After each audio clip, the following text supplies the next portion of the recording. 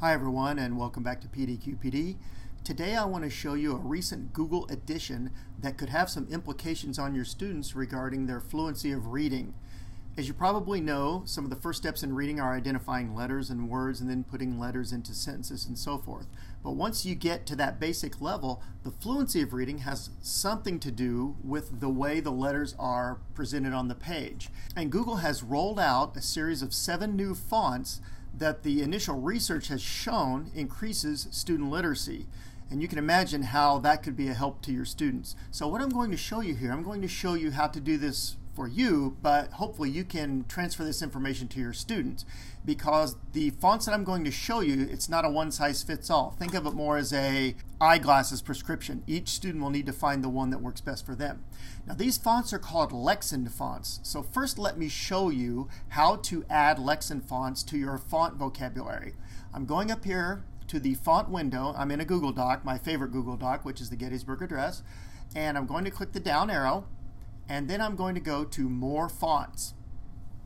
Now, the way I found the Lexend fonts is I went up here to the search window and typed in Lexend, and you can see it's bringing up these 7 Lexend fonts that are available. I'm just going to check all of these.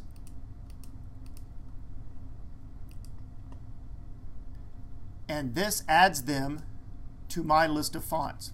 So now, in order to apply this font to the text, I'm going to select the text. Now if you were a student, you may want to select the whole page, all the text on a page.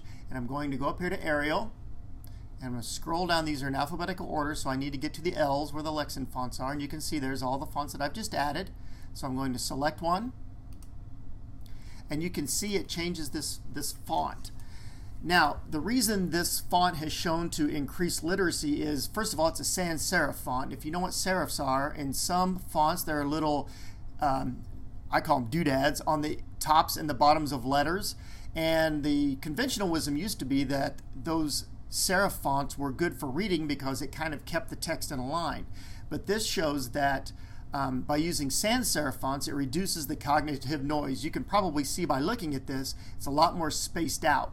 The second thing that this does is it increases, or it expands the scaling of the letters. You can see how they're kind of stretched out so they're a little bit more uniform. And this helps with character recognition, so you can more quickly, the students that are reading this can more quickly identify letters and words. And then finally, the spacing between words is expanded, so that limits the what's called cognitive masking, as well as the crowding of the words, which could inhibit some students' literacy. So these are Lexend fonts. This is how you add them to your font vocabulary, and then how you apply them to a document. Again, my recommendation would be, when you share Google Docs with students, let them decide which font works best for them, and then hopefully that they can improve their literacy skills by doing something as simple as this. I hope this is helpful to you and your students, and as always, have a great day.